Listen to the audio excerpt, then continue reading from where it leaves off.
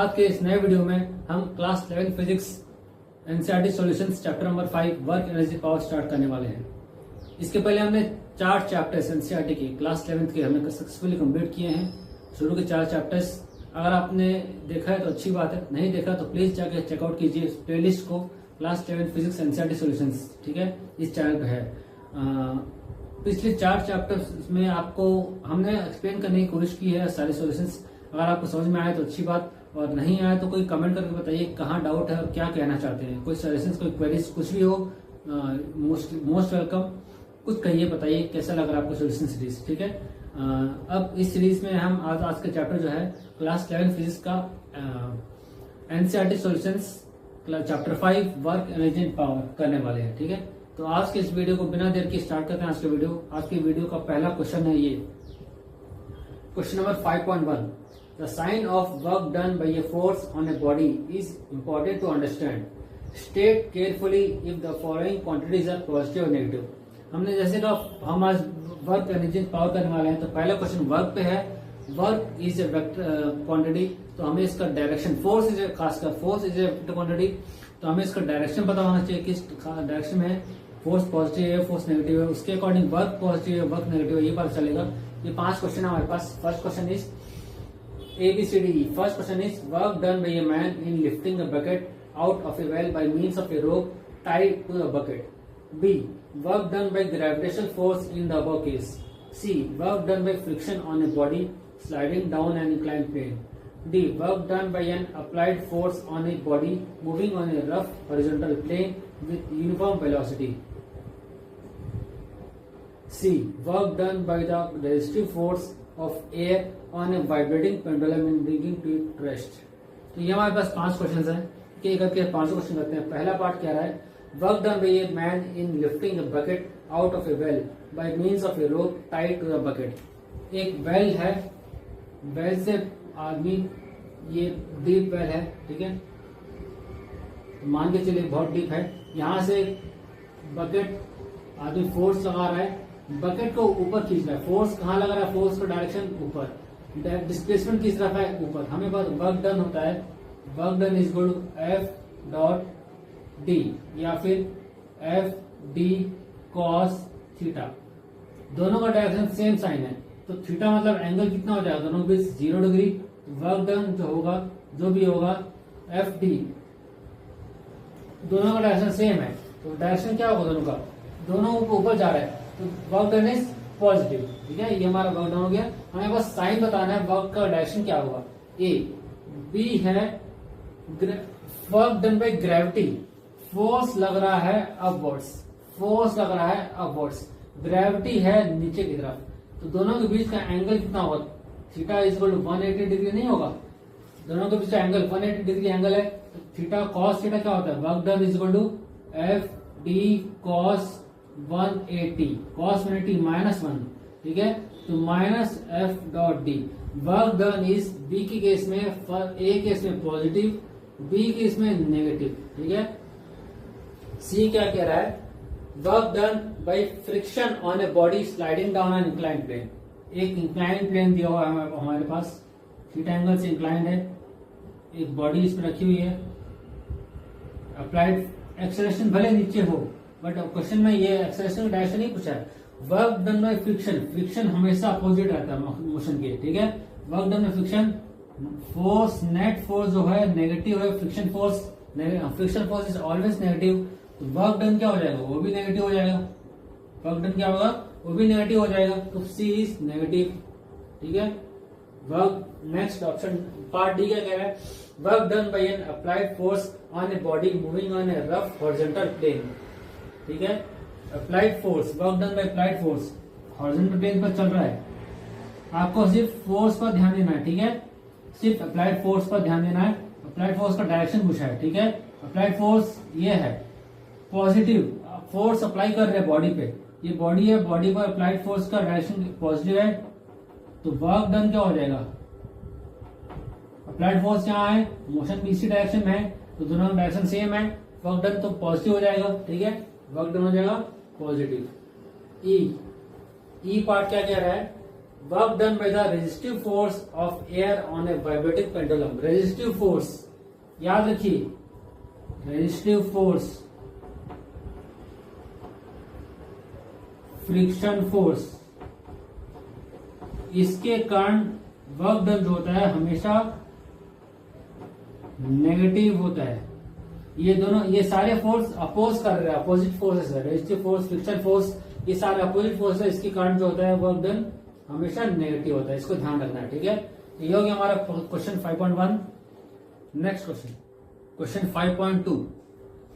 A body of mass 2 kg initially at rest moves under the action of an applied horizontal force of 7 Newton on a table with coefficient of kinetic friction is equal to 0.1. Compute the A. Work done by the applied force in 10 seconds. B. Work done by friction in 10 seconds. C. Work done by net force on the body in 10 seconds. D. Change in kinetic energy of the body in 10 seconds and interpret your results. हमारे पास एक simple सा question दिया हुआ work done का, ठीक है। एक body दी हुई है, इसका मास है 2 kg, अप्लाइड फोर्स है 7 न्यूटन, काइनेटिक फ्रिक्शन दिया हुआ 0.1 का काइनेटिक फ्रिक्शन है। तो इसका अगर हम एन की वैल्यू निकालें, एक फोर्स नीचे लगेगा mg, ये हो जाएगा एन की वैल्यू। अगर हम 9.8 लेकर चले तो ये हो जाएगा 19.6 न्यूटन, और यही सेम नॉर्मल लगेगा 19.6 न्यूटन जब हम जी की वैल्यू 9.8 लेकर सॉल्व कर रहे हैं। हमें गिवन डेटा क्या दिया है, मास दिया हुआ है, इनिशियल वेलोसिटी 0 दी हुई है, अप्लाइड फोर्स 7 न्यूटन दिया हुआ है, काइनेटिक फ्रिक्शन 0.1 दिया हुआ है।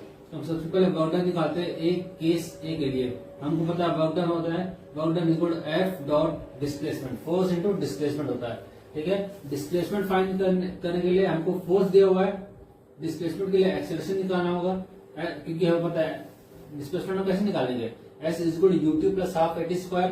तो s is equal to UT plus half eighty square से ए चाहिए हमको, एक्सेलरेशन ए निकाल देते हैं। ए हो जाएगा नेट एक्सेलरेशन, मतलब अप्लाइड फोर्स लग रहा है, फ्रिक्शन भी लग रहा है। तो पहले फ्रिक्शन की वैल्यू कैलकुलेट करते हैं। फ्रिक्शन है हमारे पास, फ्रिक्शन दिया हुआ काइनेटिक फ्रिक्शन म्यू एन होता है, ठीक है।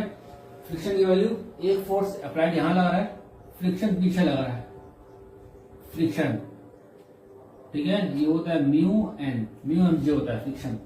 तो अप्लाइड फोर्स के डायरेक्शन पॉजिटिव है, फ्रिक्शन का डायरेक्शन नेगेटिव होना चाहिए, ठीक है। जब लगाएंगे हम डायरेक्टली नेगेटिव लगा सकते हैं, mu N mu M G, मतलब ये हो गया 0.1 इंटू 19.6 न्यूटन। तो ये हो गया 1.96 न्यूटन फोर्स की वैल्यू जब हम जी 9.8 ले रहे हैं। तो एक्सेलरेशन हो जाएगा net acceleration applied force minus friction force upon M. हमें पता है फोर्स में मास होता है, फोर्स नेट फोर्स जो उसको आगे मूव करने के लिए हेल्प कर रहा है। तो ये हो गया 7 माइनस 1.96 बाई 2, ये हो जाएगा 5.04 बाई 2 या 2.52 मीटर पर सेकंड स्क्वायर। ये हमारा एक्सेलरेशन हो गया। अब हम डिस्प्लेसमेंट निकालते हैं यहाँ पे, S is equal to UT plus half eighty square. Initial velocity 0 है, half into 2.52 into time for 10 second question में दिया हुआ है, पहले 10 सेकंड के लिए निकालना है, तो 10 स्क्वायर होगा, ठीक है। तो ये हो जाएगा 1.25 इंटू 100, तो ये हो जाएगा 125 मीटर इनिशियल डिस्प्लेसमेंट, ठीक है। अब हम वर्क डन निकालते हैं। Work done A is equal to, अब इसमें पुट कर दो work done, W is equal to F dot S. F S direction, F का वैल्यू इसी डायरेक्शन में है, एस इसी डायरेक्शन में है। एफ एस कॉस थीटा होता है, थीटा की वैल्यू 0 है, 0 मतलब 1 कॉस 0, क्योंकि दोनों का डायरेक्शन अप्लाइड फोर्स और डिस्प्लेसमेंट दोनों सेम डायरेक्शन में है। थीटा यहाँ पे 0 हो जाएगा, कॉस 0 1 होता है, तो सिंपली 7 इंटू 120 ये 6 होगा, ठीक है। 126 126 126 7, ये हो जाएगा 288। तो ये हो गया पार्ट एक आंसर 818 जब जी की वैल्यू 9.88 ले रहे हो। जब जी की वैल्यू 10 लोगे तो वर्क डन हो जाएगा आपका ये 125 हो जाएगा। अगर आप 10 लोगे तो 1.25 125 हो जाएगा, ठीक है। उस हिसाब से वर्क डन हो जाएगा 875 न्यूटन। जब आप जी की वैल्यू 10 लेते हो, G is equal to 10 metre पर सेकंड स्क्वायर, और ये G is equal to 9.8 metre पर सेकंड स्क्वायर। ठीक है।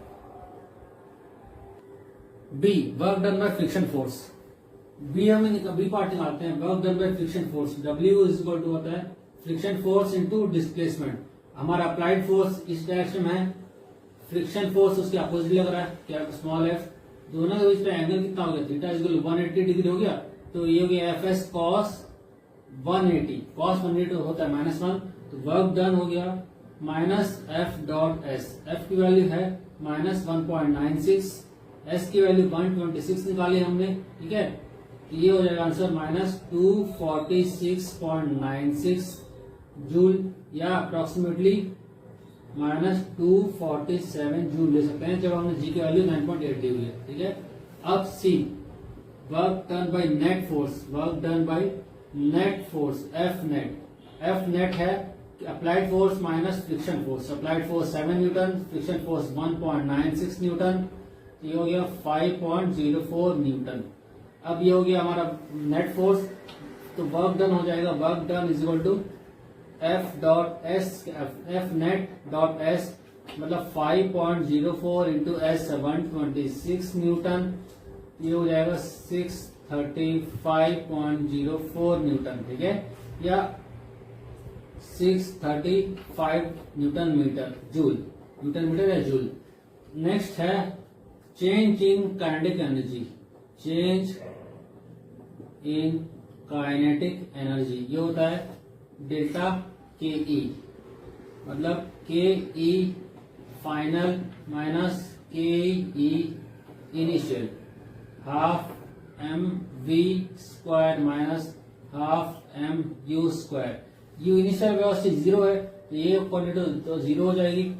हाफ एम वी स्क्वायर, इसके लिए v की वैल्यू फाइंड करनी पड़ेगी, निकालते हैं। v is equal to U plus A T, initial velocity 0 है, a की वैल्यू 1.2.52, टाइम निकालना है 10।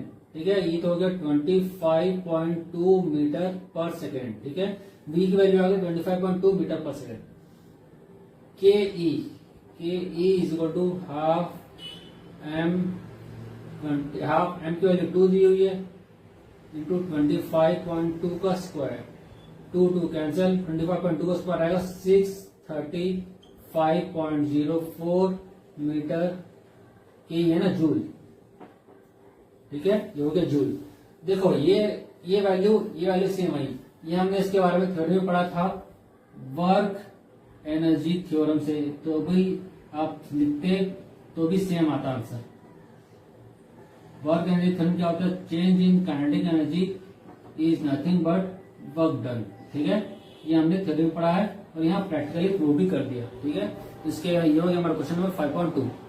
Question 5.3, given in figure are examples of some potential energy functions in one dimension. The total energy of the particle is indicated by cross on the ordinate axis. In each case specify the regions, if any, in which the particle cannot be found for the given energy. Also indicate the minimum total energy the particle must have in each case. Think of simple physical contexts for which these potential energy shapes are relevant. तो हमें एक question दिया हुआ है, 4 graph दिए हुए हैं, हमको बताना है कि किस किस रीजन में ये ग्राफ वैलिड है, किस रीजन में ग्राफ वैलिड नहीं है। सबसे पहले हमें पोटेंशियल एनर्जी की बात की है, हमें कॉन्सेप्ट के बाद रिवाइज कर लेते हैं। कॉन्सेप्ट क्या कहता है, concept is simple, total energy is equal to kinetic energy plus potential energy. ये लॉजिक इस ग्राफ में अप्लाई होगा। इसे अगर आपको पता है तो ये क्वेश्चन इजीली सॉल्व हो जाएगा। ठीक है, हमको पता होना चाहिए टोटल एनर्जी की वैल्यू, हम ये इसमें हमें ये बेसिक नॉलेज इसका होना चाहिए, ये वैल्यू नेगेटिव हो सकती है, ये वैल्यू नेगेटिव हो सकती है, ये कभी भी नेगेटिव नहीं हो सकती। इसको हमको ध्यान रखना है। काइनेटिक एनर्जी कभी भी नेगेटिव नहीं होती, क्योंकि हमें पता है kinetic energy is equal to half M we square. Mass कभी नेगेटिव नहीं हो सकता, वेलोसिटी का स्क्वायर है, स्क्वायर कभी नेगेटिव नहीं हो सकता, हाफ एम वी स्क्वायर। तो काइनेटिक एनर्जी कभी भी नेगेटिव नहीं हो सकती। इस ग्राफ में हमको इस कॉन्सेप्ट का यूज करना है। ये नेगेटिव हो सकता है, ये हो सकता है, ये नेगेटिव कभी नहीं हो सकता। आइए इस कॉन्सेप्ट यूज करके क्वेश्चन सॉल्व करते हैं। पहला क्वेश्चन क्या कह रहा है, एक ग्राफ दिया हुआ है, potential energy graph Vx is equal to VA, x is equal to 0, x is equal to A। Potential initially 0 है, टोटल एनर्जी से कम पोटेंशियल है। ये हमारा टोटल एनर्जी है, ई जो है हमारा क्रॉस जो लगा है टोटल एनर्जी है। Total energy KE plus PE। यहाँ पर PE 0 है, इस एरिया में PE 0 है, 0। तो यहाँ ये ग्राफ तो यहाँ तो एप्लीकेबल है, बट पोटेंशियल एनर्जी यहाँ पर तो पोटेंशियल एनर्जी टोटल से ज्यादा हो जा रही है। मतलब potential energy PE is equal to, यहां पर हम अगर हम रिवाइज करें, इसको सॉल्व करें फर्दर, तो KE इज इक्वल टू हो जाएगा TE माइनस V। ठीक है, ये हो जाएगा हमारा रिलेशन। तो V जो है टोटल से ज्यादा हो जा रहा है, V जो है टोटल से ज्यादा हो जा रहा है, तो KE यहाँ पर नेगेटिव हो जाएगा। तो यहाँ तो एप्लीकेबल है, बट इस रीजन में एप्लीकेबल नहीं है। ठीक है, क्योंकि यहाँ पर PE 0 है, बट यहाँ V जो है V0 is greater than E। इस रीजन में V0 जो है E से ज्यादा है। तो इस केस में क्योंकि ये कार्डिक यहाँ नेगेटिव हो जा रहा है, hence this graph is not applicable in this region. आइए अब सेकंड पार्ट को सॉल्व करते हैं। सेम है सेकंड वाला। इस रीजन में टोटल एनर्जी ये है, टोटल एनर्जी का रीजन ये है। तो पोटेंशियल तो हर जगह ऊपर है, इससे पोटेंशियल ये है, पोटेंशियल जो है टोटल से हर जगह ऊपर है। तो KE यहाँ जो है नेगेटिव हो रहा है, पूरे रीजन में KE नेगेटिव हो जा रहा है, तो पूरे रीजन में ग्राफ इज नॉट एप्लीकेबल। ठीक है, क्योंकि काइनेटिक एनर्जी पूरे रीजन में नेगेटिव हो जा रही है। तो काइनेटिक एनर्जी हमने पहले कहा था कि नॉट बी नेगेटिव, इस बात का ध्यान रखना है। ये नेगेटिव हो सकता है, ये नेगेटिव हो सकता है, ये कभी नेगेटिव नहीं होना चाहिए। ठीक है, थर्ड पार्ट, किस किस रीजन में पॉजिटिव है, किसमें नेगेटिव है। यहाँ पर तो नॉट एप्लीकेबल, क्योंकि V0 जो है V0 is greater than E, hence not is applicable. यहाँ पर V0 is less than E, hence applicable. यहाँ भी एप्लीकेबल, इस रीजन में, पूरे इस रीजन में जो लेस देन E है, ये रीजन में एप्लीकेबल है। इस रीजन में एप्लीकेबल अगेन नहीं है, इस रीजन में अगेन एप्लीकेबल नहीं है। ठीक है, ग्राफ ये यहाँ तक एप्लीकेबल है, जो टोटल एनर्जी ग्राफ है, इससे कम हो सकता है, इससे ज्यादा नहीं होना चाहिए। Same is the condition for this. इस कंडीशन में माइनस अबाउट, ये सिमेट्रिक वेल कंडीशन है, सिमेट्रिक पोटेंशियल वेल। ठीक है, इस कंडीशन में -a/2 से a/2 ये पूरा रीजन यहां पर एप्लीकेबल है। यहां पर इस रीजन में above this region not applicable, क्यों? V0 is greater than E and this graph is not applicable. किस किस रीजन में एप्लीकेबल? क्वेश्चन ये कह रहा है कि the total energy of particle is indicated by cross in the ordinate. In each case specify the regions in each, in if any, in which the particle can not be found all the given energy.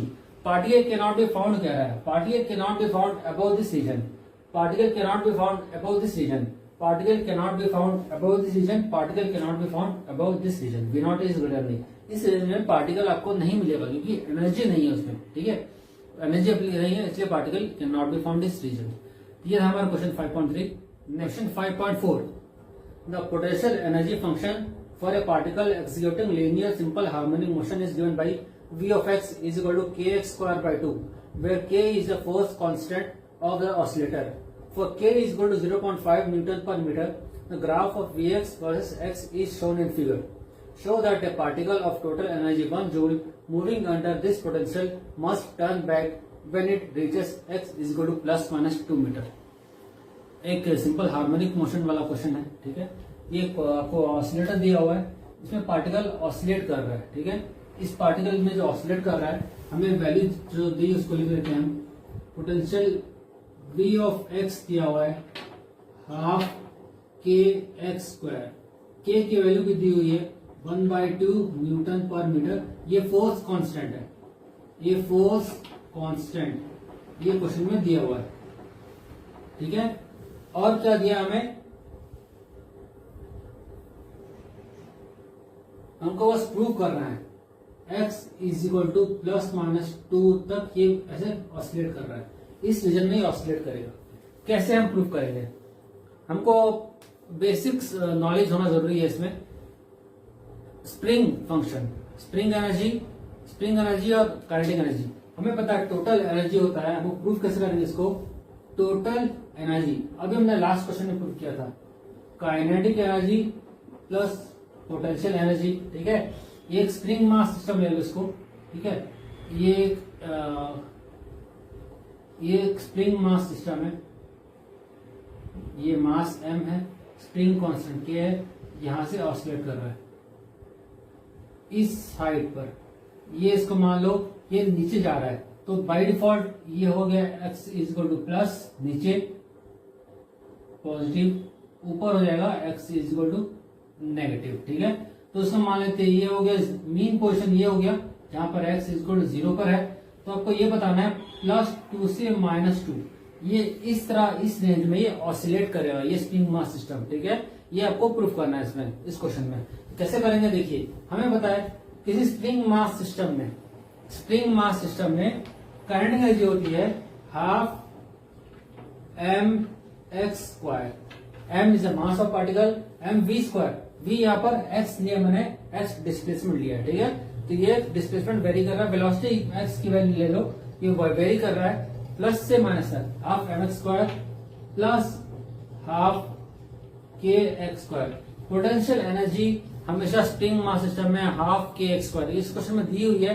अगर नहीं भी दिया होता तो आपको पता होना चाहिए, ये मेमोराइज कर लीजिए, potential energy for a spring mass system is ½ kx²। ठीक है, ये मेमोराइज होना चाहिए। ये आपको टोटल एनर्जी क्वेश्चन में दिया हुआ 1 जूल, ये भी वैल्यू दी हुई है, TE is equal to 1 joule. ये गिवन है, सारे वैल्यूज ये गिवन वैल्यूज है। अब हमको सॉल्व करना है, 1 इज इक्वल टू ½ देखो ये मैक्सिमम कहां पर होगा, जहां पर इसकी वेलोसिटी ½ mv लिख लेते हैं इसको, mv²। ठीक है, ये कहां पर कहां से वापस रिटर्न आएगा, जहां पर इसकी वेलोसिटी मैक्सिमम हो जाएगी, जहां पर ये वेलोसिटी 0 हो जाएगी, वहां से रिटर्न करेगा।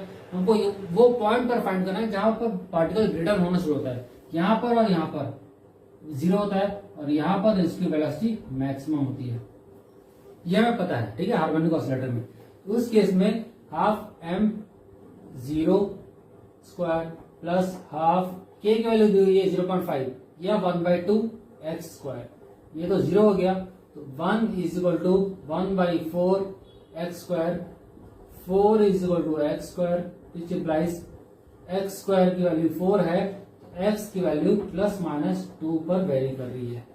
ठीक है, ये हमने प्रूव कर दिया इस कॉन्सेप्ट का यूज करके कि इन पोजिशन पर वेलोसिटी 0 होती है, यहाँ पर वेलोसिटी मैक्सिमम होती है। हमें यह बताना है कि जहां वेलोसिटी 0 होती है, जहां से रिटर्न बैक आ रहा है, यहां से रिटर्न आएगा, यहां से रिटर्न आएगा, तो इस पॉइंट पर इसके x की वैल्यू +-2। ठीक है, +-2 ये या ये इस पोजिशन से रिटर्न होगा, ये हमको प्रूव करना था और हमने प्रूव कर दिया। ठीक है, स्प्रिंग मास सिस्टम का एक छोटा एग्जाम्पल था। Next question 5.5, answer the following. A. The casing of a rocket in flight burns up due to friction. At whose expense is the heat energy required for burning obtained? The rocket or the atmosphere? एक एक करके देखते हैं, 4 option दिए हुए ABCD 4 part है question में। First part ये कह रहा है एरोप्लेन जो है बर्न अप होता है, उसका आउटर पार्ट जो है केसिंग जो है वो बर्न होता है फ्रिक्शन के कारण। वो किस लिए होता है?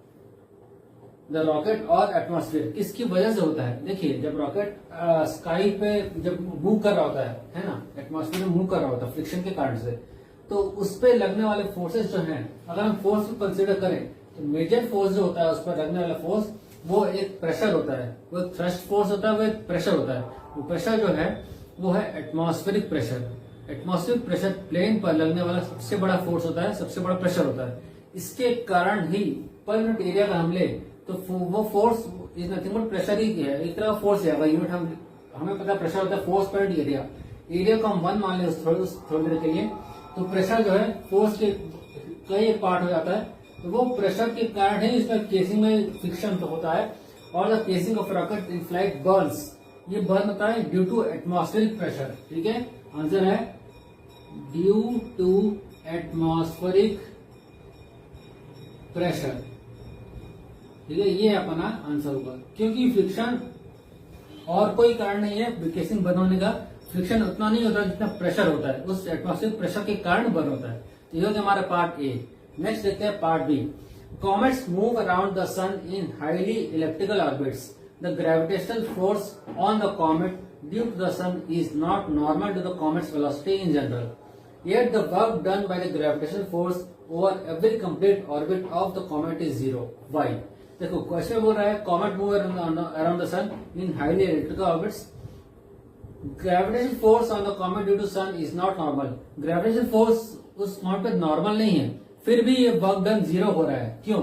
क्योंकि हमें पता है gravitational force is conservative in nature. ये हमें ध्यान रखना है, कंजर्वेटिव इन नेचर मतलब ग्रेविटेशन फोर्स जो है वो कंजर्वेटिव फोर्स है, जिसकी वजह से इस पर लगने वाला जो कंजर्वेटिव फोर्स होता है वो उसका work done of conservative force over cyclic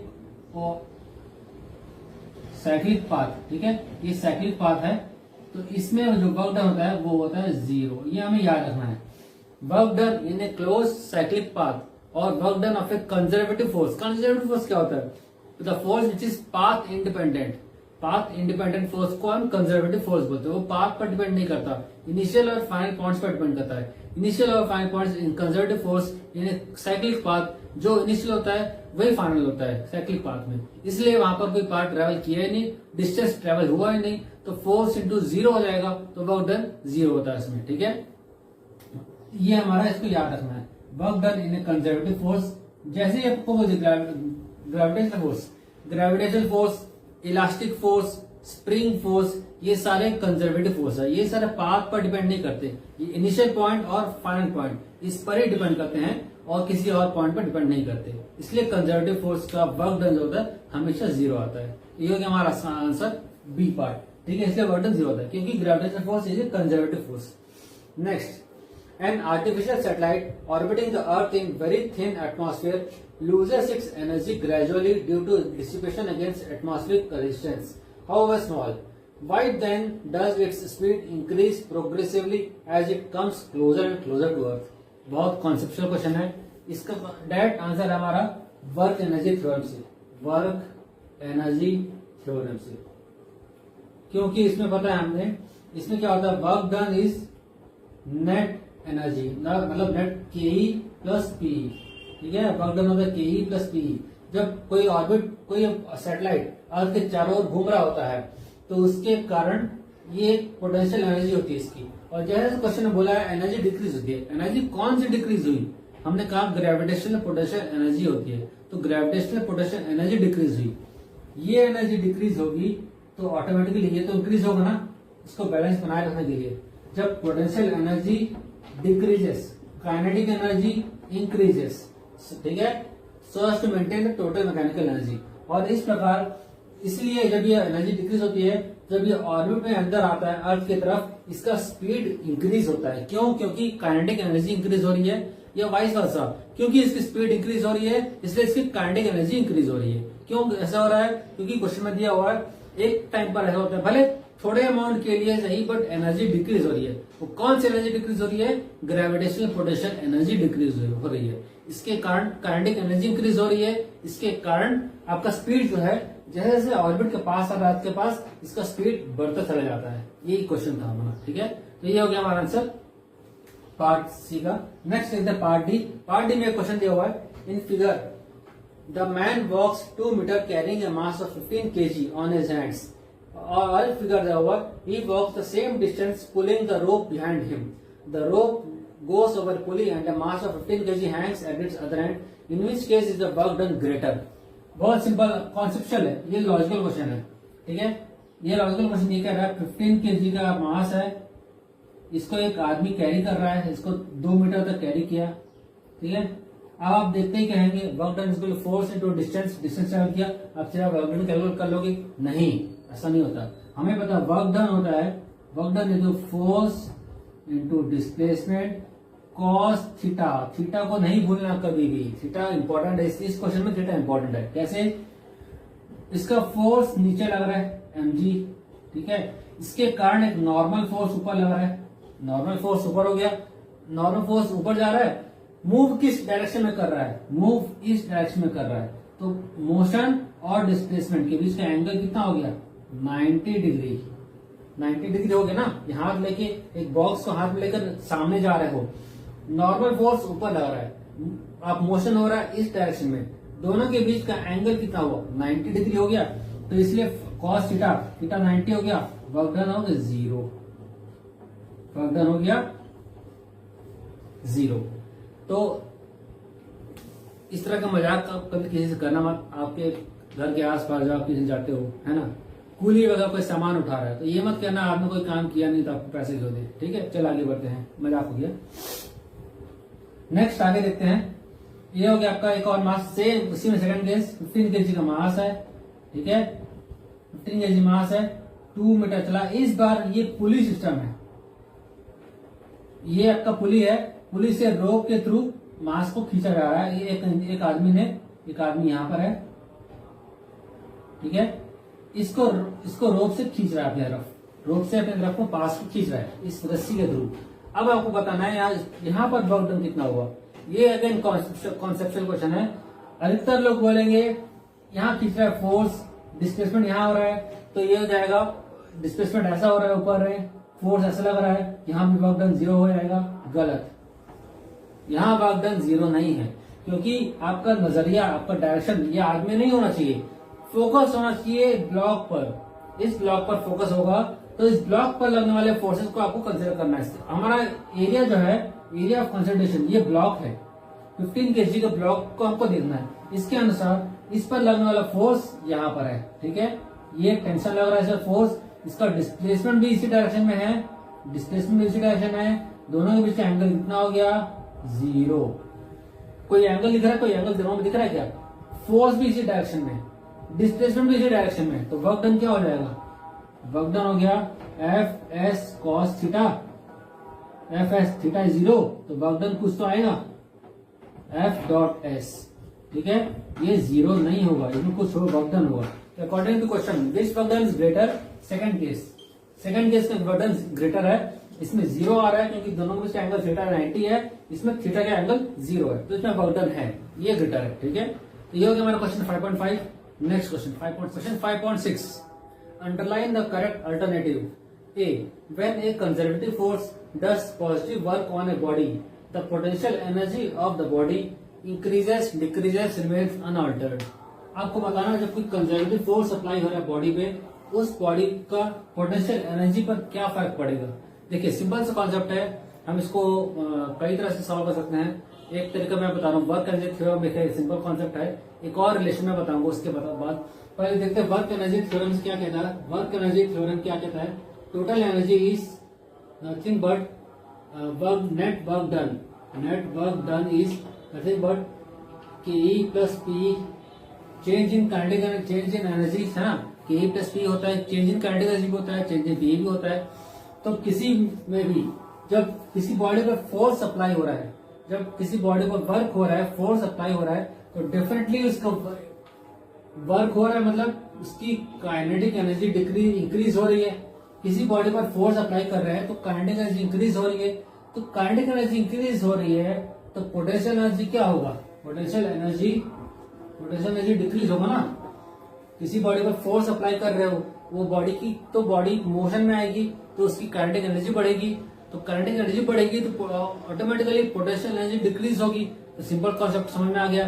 दूसरा रिलेशन यह है, इसका तो सही आंसर इसका यह है, पोटेंशियल एनर्जी डिक्रीजेस। अब इसका दूसरा आंसर क्या हो सकता है? हमें पता है force is equal to minus of delta V upon delta X, ये हमको याद रखना है। इसको क्या करना है? मेमोराइज, इसको हमको याद कर लेना, मेमोराइज कर लेना। सीधा सीधा दिख रहा है, जब पोटेंशियल एनर्जी जो है ये क्वांटिटी फोर्स बढ़ रहा है तो फोर्स के कारण ये माइनस साइन ये दिखा रहा है कि पोटेंशियल एनर्जी डिक्रीज हो रही है, ठीक है। ये डायरेक्ट दूसरा रिलेशन है। पहला वर्क एनर्जी से हमने समझ लिया, दूसरा ये रिलेशन से समझ लिया। B part, work done by a body against friction always results in a loss of its kinetic oblique potential energy. Friction कब आता है? सीधी सी बात है, जब कोई बॉडी मोशन में है तब फ्रिक्शन आता है। जब ऑब्जेक्ट जो है मोशन में होगा तभी तो फ्रिक्शन पीछे लगेगा। फ्रिक्शन फोर्स, ये अप्लाइड फोर्स है, फ्रिक्शन फोर्स है, ये बॉडी मोशन में है तभी तो फ्रिक्शन फोर्स आएगा। और मोशन मतलब क्या हुआ? Kinetic energy. तो इसका आंसर क्या हो गया? Kinetic energy. C, the rate of change of total momentum of a many particle system is proportional to the external force sum of the internal force on the system. Rate of change of momentum, ठीक है, क्या कह रहा है? Momentum है तो इसका मास होगा, इसकी वेलोसिटी होगी, ठीक है। तो क्या कह रहा है? टोटल एक्सटर्नल फोर्स पर डिपेंड करता है या सम ऑफ इंटरनल फोर्स पर डिपेंड करता है? सीधी सी बात है, rate of change of momentum जो होता है is equal to total external force. ये हमारा डायरेक्ट फॉर्मूला है, ठीक है। ये हमने डायरेक्ट फॉर्मूला कई बार लॉज ऑफ मोशन में इसके पहले चैप्टर में हमने पढ़ा हुआ है। तो rate of change of momentum is equal to total external force, not internal forces, ठीक है। एक्सटर्नल फोर्सेस का डायरेक्ट रिलेशन है। C part. D, in an inelastic collision of two bodies, the quantities which do not change after the collision are the total kinetic energy of the total linear momentum of the total energy of the system of two bodies। तो क्या क्या होता है in elastic collision में? In an elastic collision of two bodies, the quantities which do not change after the collision are, क्या चेंज नहीं होता है, ठीक है, आपको बताना है इसमें। इसका आंसर आप मुझे कमेंट करके बताइए, आपको क्या लगता है क्या आंसर होना चाहिए? इसका आंसर मैं आप लोग से जानना चाहता हूँ, मुझे पता है आंसर, आप लोग मुझे कमेंट करके बताइए इसका आंसर क्या होना चाहिए, ठीक है। फिर भी आपको हिंट दे रहा हूँ, एनर्जी होगी, ठीक है, ये आपका आंसर है। चलो आगे बढ़ते हैं next question. Question 5.7, state if each of the following statements is true और false, give reasons for your answer. A, in an elastic collision of two bodies, the momentum and energy of each body is conserved। इसमें हमें true और false बताना है। 4 part दिए हुए हैं। पहला क्वेश्चन है momentum and energy of each body is conserved. इसको समझने के लिए हम सबसे पहले समझते हैं मोमेंटम और एनर्जी कैसे कंजर्व होते हैं। ये मोमेंटम कंजर्वेशन क्या होता है? मोमेंट कंजर्वेशन, सपोज एक पार्टिकल है, पार्टिकल 1 पार्टिकल 2, ये एक दूसरे की तरफ मूव कर रहे हैं, ठीक है। इसका मास m1 है, इसकी इनिशियल वेलोसिटी u1 है, इसका मास m2 है, इनिशियल वेलोसिटी u2 है। जब कोलाइड करने के लिए मूव कर रहे हैं तो इनिशियल मोमेंटम क्या हो जाएगा? m1 u1 is equal to m2 u2। Elastic collision बोला है, इलास्टिक कोलिजन में दोनों कंजर्व होते हैं, ठीक है। सिमिलरली आफ्टर कोलिजन जो होगा, ये आफ्टर कोलाइड वापस जा रहे हैं, ठीक है, वापस जा रहे m1 v1 m2 v2। After collision m1 u1 plus m2 u2 is equal to m1 v1 plus m2 v2। मतलब मोमेंटम, ओवरऑल मोमेंटम, ठीक है। Similarly overall energy half m u1 square plus half m2 u2 square is equal to half m1 v1 square plus half m2 v2 square. ये as system पूरा conserve होता है। Individually question में बोला है, individually very हो सकता है पार्टिकल की, इस पार्टिकल की वेलोसिटी, पार्टिकल जो है बिफोर कोलिजन कुछ और हो सकती है, बिफोर कोलिजन कुछ और हो सकती है, आफ्टर कोलिजन भी कुछ और हो सकती है, but as a whole, as a system पूरा कंजर्व रहता है, पूरा कंजर्व होती है इलास्टिक कोलिजन में। पूरा हमें पता होना चाहिए पूरे इलास्टिक कोलिजन में, for the system, elastic collision में फॉर द सिस्टम मोमेंटम और एनर्जी कंजर्व होते हैं, इंडिविजुअल पार्टिकल्स नहीं होते। तो फॉर इंडिविजुअल पार्टिकल जैसे क्वेश्चन में बोला है, इसका आंसर है फॉल्स, ठीक है, इसका आंसर है false. Next B part, total energy of a system is always conserved no matter what internal and external forces of the body are present। इस क्वेश्चन का आंसर चाहिए तो पिछले क्वेश्चन के 5.6 के सी पार्ट में जाइए, वहां पर एक क्वेश्चन था, आप देखा होगा, total momentum is conserved irrespective of sum of external और इंटरनल फोर्सेस। तो उसका आंसर क्या था? Internal forces do not contribute, ठीक है। तो सेम आंसर इसका भी होगा, इंटरनल फोर्सेस का कोई रोल नहीं होता। इसमें बोला है इररेस्पेक्टिव ऑफ एक्सटर्नल और इंटरनल, नो रेस्पेक्टिव है, इररेस्पेक्टिव ऑफ इंटरनल फोर्सेस। हमको सिर्फ एक्सटर्नल फोर्स से ही मतलब है, तो total energy of system is always conserve only in case of external forces, क्योंकि वर्क डन जो होता है सिर्फ एक्सटर्नल फोर्स से ही वर्क डन होता है, internal forces do not contribute to work done. ठीक है, तो ये आंसर भी आपका बी पार्ट भी फॉल्स, ये बी का आंसर है, ये ए का आंसर है। ठीक है, अब सी का एक्सप्लेनेशन देते हैं क्या है। सी क्या कह रहा है, work done in the motion of a body over a close loop is zero for every force in the nature. ये लास्ट वर्ड पर ध्यान दीजिए, every force, no, only for conservative force. ये हमने क्वेश्चन नंबर 5.5 में किया है, only for conservative force ही कंजर्व होता है, नॉट फॉर एवरी फोर्स। यहाँ एवरी फोर्स बोला है तो इसका आंसर भी work done in the motion of a body over a close loop only for conservative force is zero.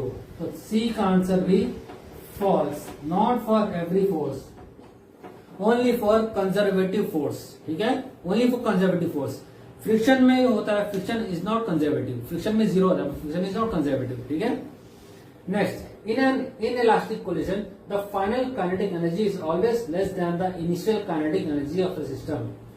In elastic collision में finally energy is not conserve, ये हमें पता होना चाहिए। For in elastic collision energy is not conserve, only momentum is conserve. In elastic collision में momentum conserve होता है, energy conserve नहीं होती। एनर्जी कंजर्व नहीं होती मतलब इनिशियल काइनेटिक एनर्जी और फाइनल काइनेटिक एनर्जी में डिफरेंस है। ठीक है, delta k E is not zero, delta k E is not zero मतलब इनिशियल काइनेटिक एनर्जी ज्यादा होगी, फाइनल काइनेटिक एनर्जी कम हो सकती है, उससे ज्यादा, उससे बढ़कर नहीं हो सकती। इससे साफ पता चलता है in an inelastic collision the final kinetic energy is always less than the initial kinetic energy of the system। ठीक है, बस इस क्वेश्चन का यही एक ट्रू पार्ट है, D part. In some case equal to हो सकती है, बट मोर देन कभी नहीं होगी। 90% केस में लेस देन होती है, किसी किसी एक्सेप्शनल केस में इक्वल हो सकती है। Initial kinetic energy equal to final kinetic energy. ठीक है, तो ये था हमारा ट्रू और फॉल्स क्वेश्चन 5.7 का ABCD। Next question 5.9, a body is initially at rest, it undergoes one dimensional motion with constant acceleration, the power delivered to it at time t is proportional to a t rest पर 1/2, b t c t rest पर 3/2, d t square. हमको बताना है इसमें power और time का क्या relation है। हमें पता power P is equal to होता है F इंटू V, ये हमें बहुत पहले से पता है, ये हमें याद नहीं पता तो इसका याद होना चाहिए। पावर होता है फोर्स इंटू वेलोसिटी। अब constant acceleration initially at rest, इसको यहां निकालते हैं। इनिशियल एट रेस्ट मतलब U is equal to 0, A is equal to A। ठीक है, तो हम इक्वेशन ऑफ मोशन से निकालते हैं V is equal to U plus AT, V और T में रिलेशन निकालना है। ठीक है, U 0 हो गया तो V is equal to AT। ठीक है, इसको यहाँ पुट कर देते हैं, power P is equal to F into AT और पावर P इज, ये F और A को कांस्टेंट मान लेते हैं, C इंटू T और P is inverse directly proportional to T। बहुत सीधा आंसर था, ये अपना आंसर है। तो आंसर कौन सा सही हो गया, option b. Option b is the correct answer. ठीक है, question 5.10, a body is moving unidirectionally under the influence of a source of constant power, its displacement in time t is proportional to. Same question है, बस इस बार एक change है, constant power एक दिया हुआ है, दूसरा पार्ट दिया हुआ है relation between S and T। S और T में रिलेशन क्या होगा ये हमको पता करना है। सीधी सी बात है, सेम कॉन्सेप्ट हम यूज करेंगे जो हमने लास्ट क्वेश्चन में यूज किया था। Force into velocity is power, but this is constant, तो F into V is equal to constant C। F होता है M dV upon dt into V is equal to C, या फिर dV upon dt, V तो यही, इस V को यही रहने दो, इसको यहां शिफ्ट कर लो, C बाई M। ठीक है। V d v is equal to c by m d t. इतना करने के बाद ठीक है, ऑन इंटीग्रेटिंग बोथ साइड्स ये आ जाएगा v square by 2 is equal to c t by m, या v square is equal to 2c by m अलग से t। v is equal to 2c by m 4⁻1/2 t⁻1/2। v होता है ds upon dt, velocity होता है ds upon dt। तो again 2c by m 1/2 t 1/2 ds is equal to 2c by m 1/2 अब इसको integrate कर लेते हैं t⁻1/2 dt। t को with respect to t integrate करेंगे तो हमें पता होना चाहिए इंटीग्रेशन t का पावर n होता है t का पावर n+1 अपॉन n+1। ये हमको पता होना चाहिए, ये फॉर्मूला होता है इंटीग्रेशन का, ठीक है। तो यहाँ अप्लाई करेंगे s is equal to 2c by m 1/2 t का पावर 1/2 हो जाएगा इंटीग्रेशन करने के बाद t⁻3/2 अपॉन 3/2, ठीक है। ये हो गया s is equal to 2c by m 4⁻1/2 2/3 t⁻3/2। ये सारे कांस्टेंट एक साथ लेंगे तो s इज directly proportional to 2⁻3/2। This is the required answer. ये हमारा आंसर है। ऑप्शन कौन सा सही है? ऑप्शन सी इज करेक्ट, ठीक है। ये हमारा आंसर सही हो गया, ठीक है। ये छोटा सा डेरिवेशन था बेसिक, इसमें मैथ्स का इन्वॉल्व था, थोड़ा सा कैलकुलेशन ध्यान से देख लीजिए। कोई डाउट हो तो बताइए, कमेंट करके बताइएगा, ठीक है। ये हो गया हमारा question number 5.10। Next question 5.11। A body constrained to move along the z-axis of a coordinate system is subject to a constant force F given by F is equal to minus I cap plus 2j cap plus 3k cap Newton. What is the work done by this force in moving the body a distance of 4 meter along the z-axis? ये question में force की value दी हुई है, इतना Newton है force, और distance travel किया है जेड एक्सिस में कितना 4 मीटर। तो यहाँ कंफ्यूज होने वाली कोई बात नहीं है। आई जे के जो है वो एक्सिस है, इसको आप ऐसे भी लिख सकते हो,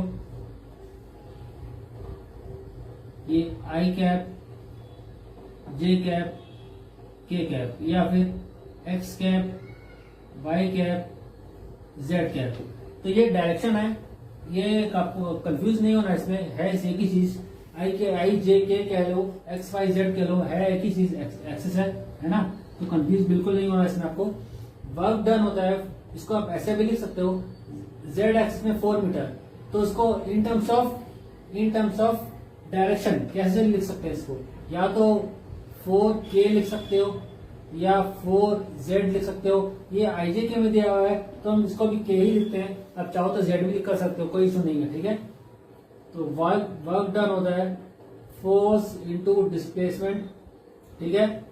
यहाँ एंगल की कोई बात नहीं हुई है तो हम cos थीटा को 0 मान के चलेंगे। ये मान के चलेंगे फोर्स जो है, फोर्स और डिस्प्लेसमेंट दोनों सेम डायरेक्शन में हो रहा है, कोई बात तो ऐसी कुछ की नहीं है। हाँ, फोर्स भी जेड एक्सिस में लगा है और डायरेक्शन भी, मोशन भी जेड में हो रहा है, तो एंगल 0 है दोनों बीच, ठीक है। एंगल दोनों का 0 है तो cos 0 ले सकते हो, कोई दिक्कत नहीं है। तो इज इक्वल टू एफ दिया हुआ minus i cap plus 2j cap plus 3k cap, ये फोर्स हो गया, एस हो गया 4, मैंने बोला ना एस आप कुछ भी ले सकते हो, 4 जेड एक्स में, तो या तो k लिख लो या z लिख लो, कोई बात नहीं। यहाँ क्वेश्चन में k दिया हुआ है तो हम k लेके चल रहे हैं, ठीक है। i dot k 0, dot product मालूम होना चाहिए, j dot k 0, k dot k 1 होता है, 3 इंटू 4 12, ठीक है। तो 12 वर्क डन है जूल, तो वर्क डन हो गया 12 joule. This is the required answer. ठीक है, डॉट प्रोडक्ट का क्वेश्चन था, सिंपल सा क्वेश्चन था। डॉट प्रोडक्ट नहीं मालूम तो क्वेश्चन नहीं बनेगा। डॉट प्रोडक्ट बेसिक नॉलेज होना चाहिए। ठीक है, हो गया ये question, question number 5.12। Question 5.12, an electron and a proton are detected in a cosmic ray experiment. The first with kinetic energy 10 kiloelectron volt and the second with 100 kiloelectron volt. Which is faster, the electron or the proton? Obtain the ratio of their speeds. Electron mass is 9.11 into 10 raised to the minus 31 kg. Proton mass is 1.67 into 10 raised to the minus 27 kg. 1 electron volt is equal to 1.6 into 10 raised to the minus 19 joule. एक given data है हमारे पास, kinetic electron की kinetic energy दी हुई है 10 kilo electron volt, मतलब 10 into 10 rest power 3 electron volt होता है 1.6 into 10 rest power minus 19 joule. अगर मैं इसको जूल में कन्वर्ट करूं तो ये मिलेगा 1.6 into 10 rest power minus 15 joule. ये हो गया E1 की वैल्यू। E2 की वैल्यू जूल में दिया 100 किलो इलेक्ट्रॉन वोल्ट। ठीक है, ये फॉर इलेक्ट्रॉन, ये इलेक्ट्रॉन के लिए, फॉर प्रोटॉन। ठीक है, तो हमको करना है 100 into 10 rest power 3 into 1.6 into 10 rest power minus 19 joule. ये हो गया 1.6 into 10 rest power minus 19 minus 5 minus 14 joule. ठीक है, तो E1 E2 मिल गया हमको माइनस 15 और माइनस 14 जूल। और हमें पता है काइनेटिक एनर्जी दी हुई है, हमको रेशियो निकालना है half MEV square is equal to 1.6 into 10 raise power minus 15 joule.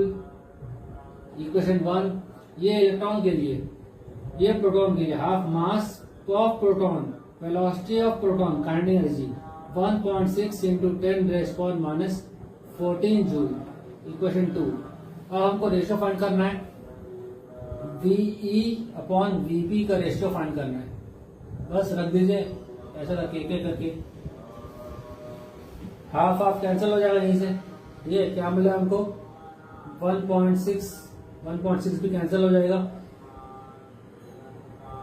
ऊपर इलेक्ट्रॉन है तो ये हो गया 10 raise power minus 15 into mass of electron. Mass of electron नीचे आ जाएगा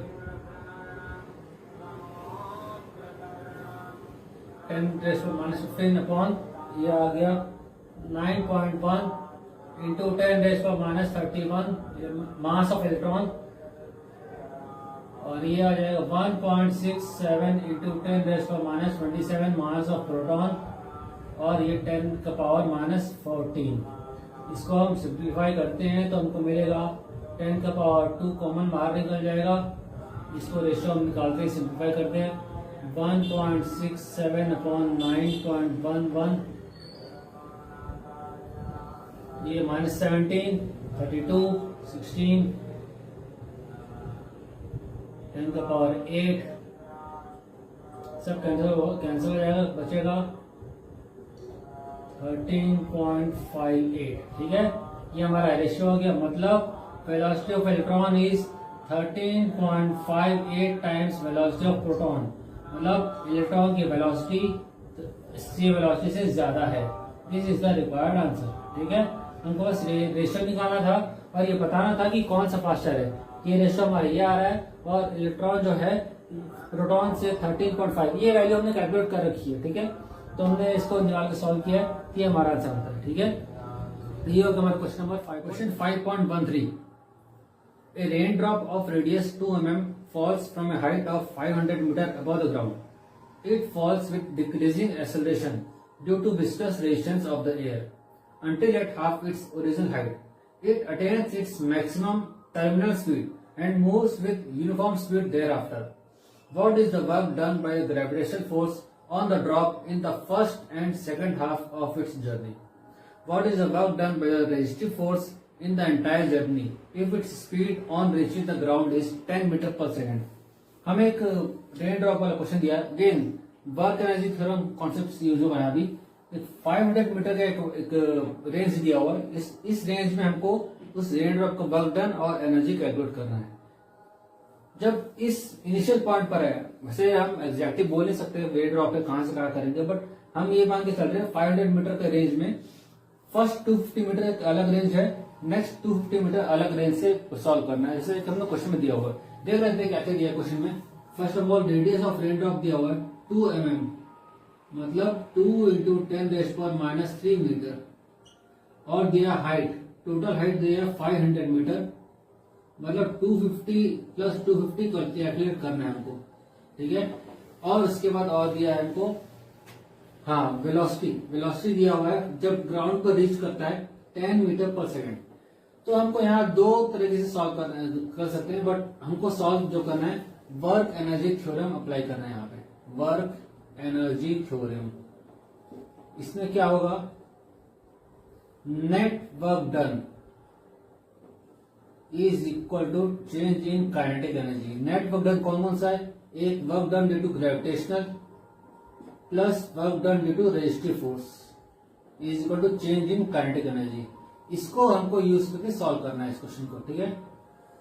तो एक एक करके हम सॉल्व करते हैं। अलग अलग दो हाइट से, हालांकि हाइट अलग दिया क्वेश्चन में, बट सॉल्यूशन एक तरह से ही होगा, एक जैसे ही होगा सॉल्यूशन। देखते हैं कैसे होगा। हमको वर्क डन कैलकुलेट करना है। वर्क डन होता है, बहुत शुरू से हम करते आ रहे हैं, mgh। इस फॉर्मूले का यूज करके पूरा क्वेश्चन सॉल्व हो जाएगा, ठीक है। इसमें हमको height, gravitation, acceleration due to gravity पता है, हाइट पता है 5 to 50 मीटर, दो बार अलग से एक साथ भी कर सकते हैं, बट मास हमको कैलकुलेट करना पड़ेगा। कैसे कैलकुलेट करेंगे, हमको पता है डेंसिटी होता है मास अपॉन वॉल्यूम। यहां से हम मास कैलकुलेट कर लेंगे, मास हो गया volume into density.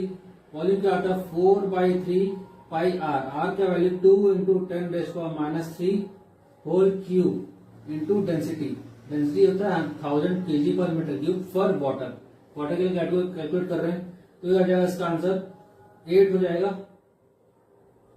4/3 8, 32/3 pi into 10⁻⁹। इसका आंसर अलग अलग तरह से दिया हुआ है। वैसे तो आता है इसका 33.51, ये इसको सॉल्व करेंगे तो ये वैल्यू आती है इंटू 10⁻⁹ kg। हम मास कैलकुलेट कर रहे हैं, ठीक है। हाइट, अब यहां पर हमको वर्क डन निकालते हैं। वर्क डन हमारा हो जाएगा is equal to mgh।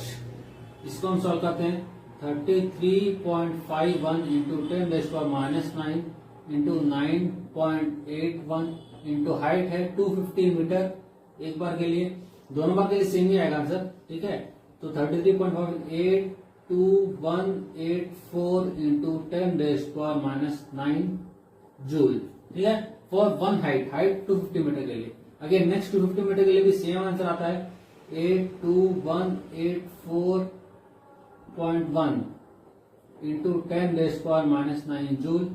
Net work done due to gravity, net work done due to gravity हो जाएगा, दोनों का ऐड कर देंगे 82184 हो जाएगा 1642368 इंटू 10⁻⁹, या इसको कर लो 1.66 इंटू 10⁻⁴ जूल। ये हो गया work done due to gravity. सिर्फ हमने ग्रेविटी के लिए निकाला है। अब हम निकालते हैं रेस्टिव फोर्स के लिए ड्यू टू। अब यहाँ सबसे पहले हमको काइनेटिक एनर्जी कैलकुलेट करनी पड़ेगी। काइनेटिक एनर्जी क्या होती है, डेल्टा के ई। डेल्टा के ई निकालना है हमको। ये होता है फाइनल के ई final minus K E initial.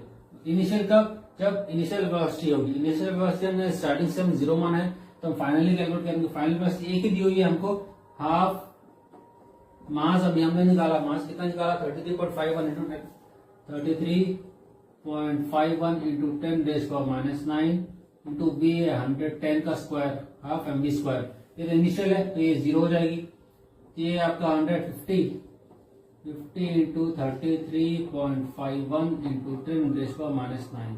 इसको सॉल्व करते हैं 1.675 इंटू 10⁻⁵ जूल, ठीक है। अब यहां से आप निकालते हैं रेजिस्टिव फोर्स यूजिंग इक्वेशन 1।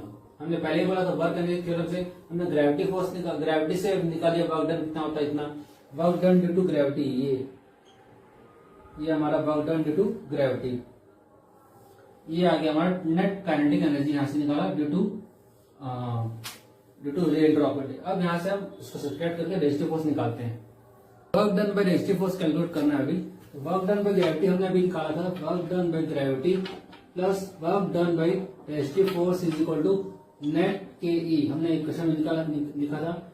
तो वर्क डन बाय रेजिस्टिव हो गया delta k E minus work done by gravity, ठीक है। तो ये हो गया आपका 1.675 इंटू 10 का पावर -5 माइनस 1.648 इंटू 10 का पावर -4, ठीक है। ये आएगा आंसर -0.1634 जूल। ये हो गया आपका आंसर टोटल, ठीक है। ये आपका सेकंड पार्ट का आंसर है। पहले पार्ट हमने निकाला था 82,184 इंटू 10 का पावर -4, ठीक है। ये हमने आंसर निकाला था इसका जूल, इसका first each half for each half, ठीक है। और ये टोटल आंसर एनर्जी का work done by resistive force, work done by resistive force. ये दोनों का आंसर आपका ये हो गया हमारा क्वेश्चन कंप्लीट, ठीक है। Next question 5.14। A molecule in a gas container hits a horizontal wall with speed 200 meter per second and angle 30 degree with the normal and rebounds with the same speed. Is momentum conserved in the collision? Is the collision elastic or inelastic? एक conceptual question है। आपके पास container है, इस container में बहुत सारे molecules है। हमें पता है वाटर मॉलिक्यूल्स से जो मॉलिक्यूल्स होंगे तो बहुत सारे होंगे, एक दो तो होंगे नहीं, बहुत सारे। इसमें से एक क्वेश्चन में एक टर्म दिया है, एक मॉलिक्यूल की बात की है। एक मॉलिक्यूल जो है 200 मीटर पर सेकंड स्पीड से, इसका स्पीड है 200 मीटर पर सेकंड। इस स्पीड से 30 डिग्री एंगल, नॉर्मल से 30 डिग्री एंगल बना रहा है और उसी स्पीड से वापस चला जा रहा है। ये इस तरफ आया, ये वापस चलेगी। और क्वेश्चन में ध्यान देने वाली बात यह है, क्वेश्चन में लिखा है, इस पर आप ध्यान देंगे, क्या लिखा है ये, सेम स्पीड। सेम स्पीड का मतलब स्पीड में कोई लॉस नहीं हुआ है, और जहां कोई लॉस नहीं होता उस टाइप के कोलिजन को हम क्या कहते हैं, इलास्टिक कोलिजन, ठीक है। तो yes, this is elastic collision. अब इलास्टिक कोलिजन में हमें बताया energy is conserve, momentum is conserve. इस क्वेश्चन में पूछा momentum is conserve, yes is momentum is conserve, answer is yes momentum is conserve, ठीक है। ये इलास्टिक कोलिजन है, yes momentum is conserve, momentum conserve, ठीक है। तो ये हो गया अपना आंसर, इजी क्वेश्चन था। Question 5.15। A pump on the ground floor of a building can pump up water to fill a tank of volume 30 meter cube in 15 minutes. If the tank is 40 meter above the ground and the efficiency of the pump is 30%, how much electric power is consumed by the pump? एक simple सा efficiency का question है। आपको efficiency दिया हुआ है, हमको पता है एफिशिएंसी क्या होती है, रेशियो होती है। उस रेशियो में एक रेशियो की एक वैल्यू निकालनी है। आइए सॉल्व करते हैं, कैसे करें क्वेश्चन को। इसमें हम सबसे पहले गिवन लिख लेते हैं, क्या क्या दिया हुआ है हमको। सबसे पहले हमको वॉल्यूम दिया हुआ है, वॉल्यूम दिया हुआ है हमको, वॉल्यूम इज 30 मीटर क्यूब, ये हमको क्वेश्चन में दिया हुआ है। और एफिशिएंसी दी हुई है, टाइम भी दिया हुआ है, टाइम 15 मिनट्स दिया हुआ है, 15 minutes. Height above the ground दिया हुआ 40 मीटर। एफिशिएंसी दी हुई है, एफिशिएंसी 30% या 0.30। ये हमें गिवन डेटा है, ठीक है। हमको अब सॉल्व करना है, how much input power, how much electric power is consumed, consumed बोल रहा है, मतलब कितना कंज्यूम किया पावर, मतलब इनपुट। हम सबसे पहले हमको रेशियो पता होना चाहिए। सबसे पहले लिखते हैं एफिशिएंसी, ये लिखा अपन ने एफिशिएंसी, इसको डिनोट करते हैं ईटा से। एफिशिएंसी होती है power output upon power input, ये हमने सबसे पहले फॉर्मूला लिख लिया एफिशिएंसी का। हमको कैलकुलेट करके पावर आउटपुट तो मिल जाएगा, इसको यूज करके एफिशिएंसी की वैल्यू दी हुई है, यहाँ से पावर इनपुट निकालना है। कैसे करेंगे? सबसे पहले हम निकालते हैं स्टेप 1। स्टेप 1 हमारा क्या होगा? स्टेप 1 होना चाहिए, हाँ वॉल्यूम दिया हुआ है, सबसे पहले हमको पावर निकालना है। पावर क्या होता है? Power the work done upon time taken. Time तो 15 मिनट दिया हुआ है, वर्क डन कैसे निकालेंगे? वर्क डन होता है mgh। mgh के लिए मास नहीं है, सबसे पहले हम मास की वैल्यू कैलकुलेट करेंगे। कैसे कैलकुलेट करेंगे? मास अभी हमने पिछले क्वेश्चन में सॉल्व किया था। मास होता है डेंसिटी इंटू वॉल्यूम। डेंसिटी कितना? 1000।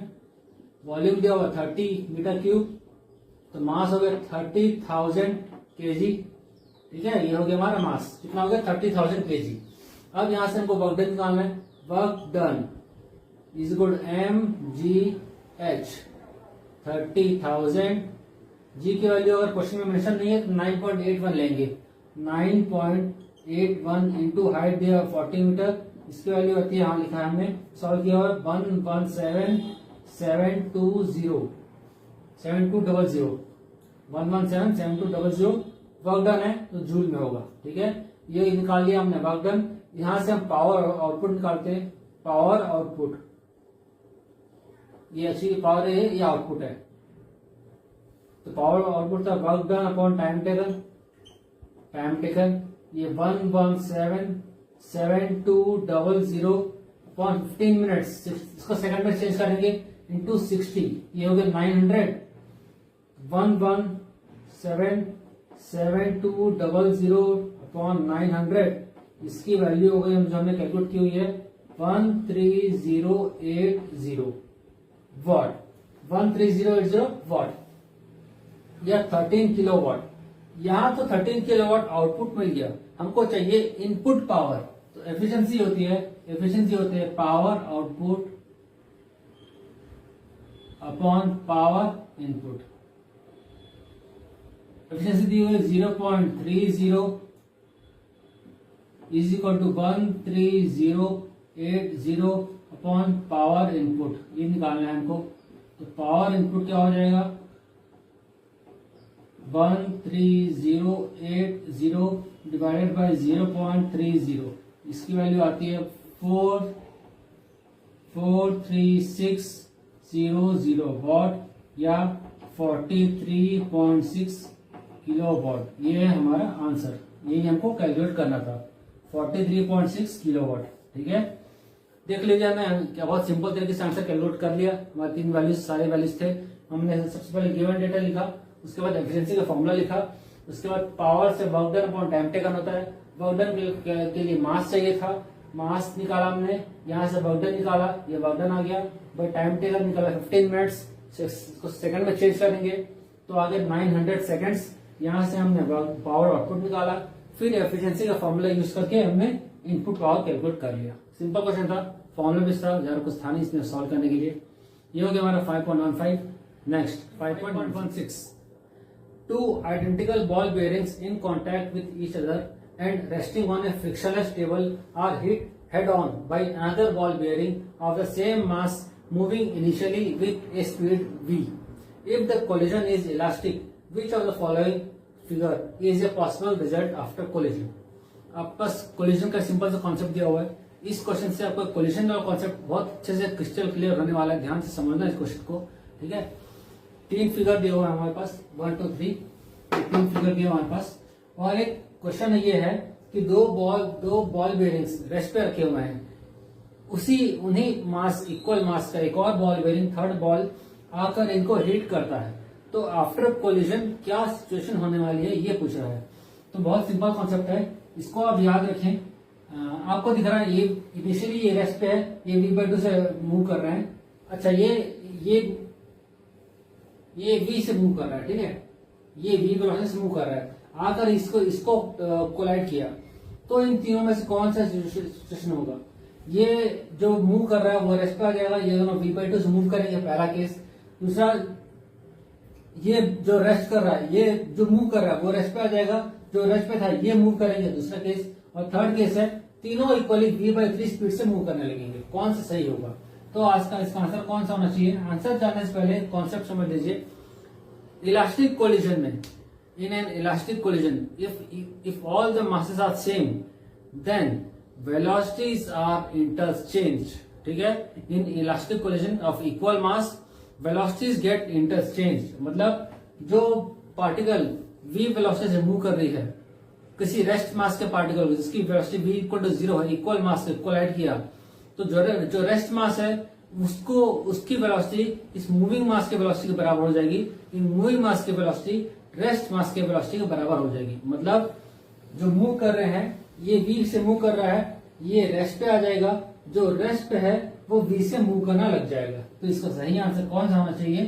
B part. इसको बी कह लो, इसको ए कह लो, सी कह लो, तो सही आंसर है ये।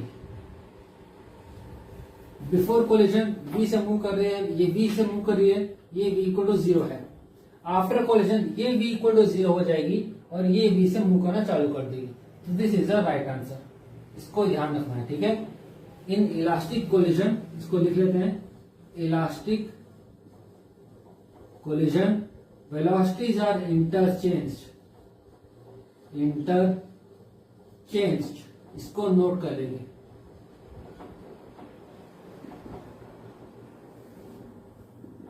इलास्टिक कोलिजन में वेलोसिटी जो है इंटरचेंज हो जाती है, जो रेस्ट पे है वो मूव करने लग जाती है, जो मूव कर रही है वो रेस्ट पे आ जाती है। तो ये हो गया हमारा question 5.16। Next 5.17, the Bob A of a pendulum released from 30 degree to the vertical hits another bob B of the same mass at rest on a table as shown in figure. How high does the bob A rise after the collision? Neglect the size of the bobs and assume the collision to be elastic. Again same question like previous question 55.16. Last line important है, last word important है। assume क्या बोला है? इसी में पूरा answer है, इसी क्वेश्चन में पूरा आंसर है। ठीक है, बोला है assume it is elastic। assume करो इलास्टिक मतलब मोमेंटम कंजर्वेशन है ना, मोमेंटम कंजर्वेशन। एनर्जी कंज्यूम होता है, बट यहाँ हमको एनर्जी से काम नहीं है, हमको मोमेंटम से काम है। मोमेंटम कंजर्वेशन क्या होता है? Velocities are interchanged in elastic collision, velocities are interchanged. ठीक है, तो इस क्वेश्चन में ये पूछा है कि बॉब ए कितना राइज करेगा after collision. Answer is rise ही नहीं करेगा, क्योंकि ये इनिशियली ये v वेलोसिटी से मूव कर रहा है, इसकी वेलोसिटी v इक्वल टू 0 है। आफ्टर कोलिजन इसकी वेलोसिटी v इक्वल टू 0 हो जाएगी, इसकी वेलोसिटी v हो जाएगी, v से आगे बढ़ना चालू हो जाएगा। ठीक है, ये आगे बढ़ना चालू हो जाएगा, ये आगे रेस्ट पे बैठ जाएगा। तो बस यही आंसर इसका, कुछ था नहीं इसमें कुछ। ठीक है, मोमेंटम को मुझे कंजर्वेशन करवाना था, वेलोसिटीज आर इंटरचेंज्ड। ठीक है, the bob will not rise, ये है answer. Question 5.18, the bob of a pendulum is released from a horizontal position if the length of the pendulum is 1.5 meter, what is the speed with which the bob arrives at the lowermost point given that it dissipated 5% of its initial energy against air resistance? Simple energy conservation का question है, but आपको ये समझना है, इसमें आपको समझने वाली बात यह है कौन सी एनर्जी किस फॉर्म में चेंज हो रही है, इनिशियली किस फॉर्म में है और लास्ट में किस फॉर्म में चेंज हो रही है। इनिशियली बॉब रेस्ट पे है, हॉरिजॉन्टल पोजीशन पे है, और इस यहाँ इसका बॉब का लेंथ जो है 1.5 मीटर है। ठीक है, तो समझ में आ रहा है रेस्ट पे है, एक सर्टेन हाइट पे है, तो कौन सी एनर्जी इनिशियली है? Potential energy. एग्जैक्टली। अब ये पोटेंशियल एनर्जी जब मोशन में आते ही पोटेंशियल एनर्जी काइनेटिक में चेंज हो जाती है। ठीक है, पोटेंशियल एनर्जी काइनेटिक में चेंज हो गई, बस इसका ही अप्लाई करना है। बस डिफरेंस ये है, क्वेश्चन में कंडीशन दिया हुआ है, उस कंडीशन के अकॉर्डिंग फॉलो करना है। कंडीशन ये है, ये सब तो चेंज तो ये सही है, but 5% loss of initial energy. Initial energy कौन सी थी? इनिशियल एनर्जी थी पोटेंशियल एनर्जी। तो 5% लॉस, 5% लॉस मतलब बचा क्या? जो बचेगा उसको ही कैलकुलेट करेंगे। 95% of potential energy is equal to kinetic energy. ये एक्चुअल कंडीशन, ये अकॉर्डिंग टू क्वेश्चन। ठीक है, इसको हम ध्यान रखेंगे। ये एक्चुअल कंडीशन होता है, ये अकॉर्डिंग टू क्वेश्चन। ठीक है, अब हम सॉल्व करते हैं। Half M we square is equal to 95/100 into m g h. M cancel, v square is equal to 2 into 0.95 into g का वैल्यू 9.81 इंटू हाइट है, कितना हाइट होगा, ये हाइट 1.5 मीटर, 1.5 v हो गया स्क्वायर रूट ऑफ 27.93। ठीक है, इसको सॉल्व करते हैं तो मिलता है 5.284 मीटर पर second. This is the required answer. इस स्पीड से ये बॉल जो है, इस स्पीड से 5.284 स्पीड से यहाँ नीचे आएगा, यहाँ 5.3 ले लो। ठीक है, इस स्पीड से बॉल जो है नीचे आएगा। तो ये अपना ये आंसर है। इसी क्वेश्चन था, उसे चेंज करना था। एनर्जी इनिशियली किस फॉर्म में है, फाइनली किस फॉर्म में चेंज हो रही है, इसको बस ध्यान रखना था, बाकी क्वेश्चन नहीं था। 5.19 A trolley of mass 300 kg carrying a sandbag of 25 kg is moving uniformly with a speed of 27 km per hour on a frictionless track. After a while, sand starts leaking out of a hole on the floor of the trolley at the rate of 0.05 kg per second. What is the speed of the trolley after the entire sandbag is empty? एक conceptual question है। इसका मास, trolley का मास दिया हुआ 300 kg, इसका मास है 25 kg। आपको ये बताना है ये सैंड लीक हो रहा है। ठीक है, ये सैंड लीक बात कैसे है, पहले हमको ये बताना है कि सैंड लीक होने के बाद उसकी ट्रॉली की स्पीड क्या होगी। इनिशियल स्पीड दिया हुआ है 27 किलोमीटर पर आवर। ठीक है, तो हमको यहां पर लगाना है हमको मोमेंटम कंजर्वेशन। मोमेंटम कंजर्वेशन में क्या होगा, मोमेंटम कंजर्वेशन। ठीक है, इसमें क्या समझ में आता है, initial mass, initial velocity is equal to final mass, final velocity. हमको फाइनल वेलोसिटी निकालनी है। ठीक है, यहां पर ट्रिक क्या है, कैच है इसमें, यहां पर यह है सैंड लीक तो हो रहा है। कहां लीक हो रहा है, क्या नीचे जमीन पे गिर रहा है, नहीं, उसी ट्रॉली में गिर रहा है, उसी ट्रॉली में गिर रहा है। ओवरऑल मास कहीं लॉस नहीं हुआ है, ओवरऑल मास उतना ही है। इनिशियल मास कितना था, 300 kg ट्रॉली का weight mass plus 25 kg sand का वेट, और initial velocity 27 kilometre per hour. Final mass क्या हुआ, 300 प्लस 25 तो है, ये लॉस थोड़ी हुआ है। ओवरऑल मास कितना है, 300 प्लस 25 उतना ही है। और फाइनल वेलोसिटी हमको फाइंड करनी है, कितना होगा, सेम नहीं हो जाएगा। फाइनल वेलोसिटी कितनी होगी, 27 ही तो रहेगी। क्यों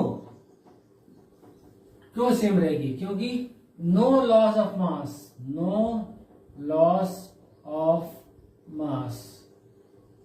अगर ये सैंड जमीन पर नीचे गिर रहा होता तो अलग केस बनता, वो अलग केस हो जाता, अलग केस हो जाता वो, उसके लिए हम अलग से सॉल्व करते, फिर उस केस में वेलोसिटी बढ़ जाती। ठीक है, फिलहाल हम उस पर अभी नहीं जा रहे हैं, हम स्टिक करेंगे इस क्वेश्चन तक। इस क्वेश्चन में स्टिक करने के अनुसार ये वेलोसिटी में no change, no change in velocity, no change in velocity, ये आंसर इसका। ठीक है, ये आंसर इसका। तो ये हो गया हमारा क्वेश्चन 5.19। कॉन्सेप्चुअल था, बहुत लॉजिकल था। मास का लॉस होता तो मोमेंटम में चेंज आता, there is no loss of mass तो momentum is conserve before and after. ये हो गया हमारा question number 5.1। Question 5.20 a body of mass 0.5 kg travels in a straight line with velocity v is equal to ax raised to 3/2 where a is equal to 5 meter per second square. What is the work done by the net force during its displacement from x is equal to 0 to x is equal to 2 meter? Simple सा question है, work done पूछा हमको। Work done हम इस question में हम दो तरीके से फाइंड कर सकते हैं। पहला हमको दिया हुआ मास 0.5 kg, एक्सेलरेशन 5 मीटर पर सेकंड स्क्वायर, v और x का relation v is equal to ax raise to 3/2। ठीक है, ये v और x का रिलेशन दिया हुआ है, आप यहाँ से एक तरीके से निकाल सकते हो। v होता है dx अपॉन dt होता है, dx upon dt is equal to ax raise power 3/2, यहाँ से x की वैल्यू आ जाएगी dx x raise power minus 3/2 is equal to a dt, यहाँ से x की वैल्यू आ जाएगी, तो वहां से वर्क निकालेंगे, work is equal to force into x हो गया, एक्स का डिस्प्लेसमेंट ही तो है, फोर्स इंटू एस, यहाँ से निकाल सकते हो। बट ये लेंथी प्रोसेस है, बहुत लंबा प्रोसेस है, टाइम टेकिंग है, टाइम कंज्यूमिंग प्रोसेस है, ठीक है, बहुत लंबा हो जाएगा। जल्दी करने के लिए ये method is not good, but ये है एक तरीका, इसको हम दे देंगे नाम method 1, but this is not good, this is not okay. अच्छा मेथड जो है, इजी मेथड वो बता रहे हैं, उसको हम यूज करेंगे। Work done is equal to change in kinetic energy, इसको क्या कहते हैं फ्रेंड्स, वर्क एनर्जी थ्योरम, है ना। जब भी आपको कंफ्यूजन हो, आपको लगे कि वर्क डन जो है फोर्स इनटू डिस्प्लेसमेंट से बहुत प्रॉब्लम हो रहा है, हेक्टिक हो रहा है क्वेश्चन, सीधा सा आप काइनेटिक एनर्जी में आ जाइए, चेंज कर लीजिए, क्वेश्चन बहुत आसान हो जाएगा। ये बहुत एक फायदा है वर्क एनर्जी थ्योरम यूज करने का। आइए सॉल्व करते हैं इसको। अब हमको फाइंड करना है delta K change in kinetic energy is equal to final के ई माइनस इनिशियल के ई, ठीक है। तो क्या करना है हमको, फाइनल के e half m velocity final square minus half m velocity initial square. Initial velocity 0 दिया हुआ, v equal to a x, 0 से 2 लेना है, x वैल्यू 0 पुट करके पहले के लिए, फाइनल के लिए half m v square, v दिया हुआ ए एक्स को पावर 3/2 का स्क्वायर, ठीक है। ये हो गया आपका m half M we square, minus से 0 हो जाएगा, ये x तो 0 है इनिशियली, ठीक है। तो हाफ m की वैल्यू दी हुई है, हाफ इंटू m की वैल्यू है 0.5 kg, 0.5, a की वैल्यू है 5, x की वैल्यू फाइनल 2, हमको डिफाइन करना है 0 से लेकर 2 तक, x इज इक्वल टू 0 से लेकर x इज इक्वल टू 2 तक, तो 2 रेज़ टू पावर 3/2 का स्क्वायर, ये हो जाएगा हाफ इंटू 0.5 इंटू 2.82, ठीक है। ये हो जाएगा आपका 0.7 जूल, तो ये हो जाएगा आपका आंसर, ठीक है। ये आपका आंसर है 0.5 और इंटू 4 टाइम्स, अच्छा इंटू 4 भी करना है, ठीक है। तो ये हो जाएगा आपका 50, अच्छा सॉरी, तो स्क्वायर है ना, स्क्वायर करना है हमको, तो स्क्वायर करेंगे तो आंसर जाएगा पूरा आएगा, सॉल्व हमने स्क्वायर किया नहीं, इसका स्क्वायर करेंगे तो आंसर आ जाएगा 25 का स्क्वायर 50, ठीक है, 50 जूल हो जाएगा इसका आंसर। तो बस देखो, इसमें आपको करने का 2 तरीका था, एक आप वर्क डन यूज कर सकते हो, वर्क डन ये फोर्स एंड डिस्प्लेसमेंट से, दूसरा तरीका चेंज इन काइनेटिक एनर्जी, दोनों मेथड से कर सकते हो। ये आसान तरीका सॉल्व करने के लिए, वो कॉम्प्लिकेट पार्ट आपको सॉल्व करने दो, ठीक है। फिर भी आप उसको ट्राई करके देखिएगा, नहीं होगा तो मुझे बताइएगा, मैं करूंगा, ठीक है। तो ये हो गया हमारा question 5.20। Next question, question 5.21, the blades of a windmill sweep out a circle of area A. तीन पार्ट्स है क्वेश्चन के, A part, if the wind flows at a velocity v perpendicular to the circle, what is the mass of the air passing through it in time t? B, what is the kinetic energy of the air? C, assume that the windmill converts 25% of the wind's energy into electrical energy and that A is equal to 30 meter square, V is equal to 36 kilometer per hour and the density of air is 1.2 kg per meter cube. What is the electrical power produced? ये हमारे पास wind mill दिया हुआ question में, ठीक है। इसका area दिया हुआ है, वेलोसिटी दिया हुआ है, टाइम दिया हुआ है, ठीक है। और ये सर्कुलर एरिया कवर कर रहा है, आपको ये बताना है कि इसका इलेक्ट्रिकल पावर कितना जनरेट कर रहा है। Assuming 25% of wind energy is converting to electrical power, सिर्फ 25% ही कन्वर्ट हो रहा है, ठीक है। तो हमको क्वेश्चन में ए बी टी दिया हुआ है, फर्स्ट फाइंड करना है मास, फर्स्ट फाइंड करना है MASS, सेकेंड फाइंड करना है kinetic energy, and last find करना पावर, इलेक्ट्रिकल पावर, ठीक है। एक ही करके तीनों फाइंड करते हैं। सबसे पहले मास देखते हैं, हमको पता है एयर है तो वॉल्यूम होगा, ठीक है। तो मास हो गया, mass is equal to a find करते हैं, mass is equal to volume into density. अभी तक हमने कितने क्वेश्चन सॉल्व किए ऐसे, वॉल्यूम इंटू डेंसिटी, ठीक है। वॉल्यूम क्या होता है, वॉल्यूम आपको एरिया दिया हुआ है, ठीक है, एरिया दिया हुआ है, वेलोसिटी दिया हुआ है। वॉल्यूम को in terms of area into velocity लिखते हैं। एरिया इंटू लेंथ हो गया, mass m is equal to volume हो गया area into length into density rho. Length को हमको वेलोसिटी के टर्म में लिखना है। हमको क्वेश्चन में जो दिया है ए बी टी सबका यूज करना है। हमको एरिया दिया हुआ है, इसका यूज करना है, वेलोसिटी दिया हुआ है, इसका यूज करना है, टाइम दिया इसका यूज करना है, ठीक है। तो एरिया इंटू लेंथ हो गया वॉल्यूम। लेंथ को वेलोसिटी के टर्म में कैसे लिखेंगे, लेंथ क्या है, डिस्टेंस, डिस्टेंस होता है वॉल्यूम वेलोसिटी इंटू टाइम, ठीक है। ये हो गया is equal to area into velocity into time into rho. तो ये हो गया टाइम टी सेकंड के लिए, ये हो गया आपका मास। मास का वैल्यू हो गया ए वी टी रो, ठीक है। मास का वैल्यू हो गया ए वी टी रो। ये हो गया हमारा मास का answer. A part complete. Kinetic energy, kinetic energy second part, k ही होता है half m B square, half M we square, half m तो एम रहेगा, सॉरी एम का वैल्यू अभी निकाला हमने, a b t rho, a t rho, v into v square v cube, ठीक है, v into v square v cube. तो ये हो गया आपका के ई का वैल्यू, ठीक है, ये हो गया के ई का value.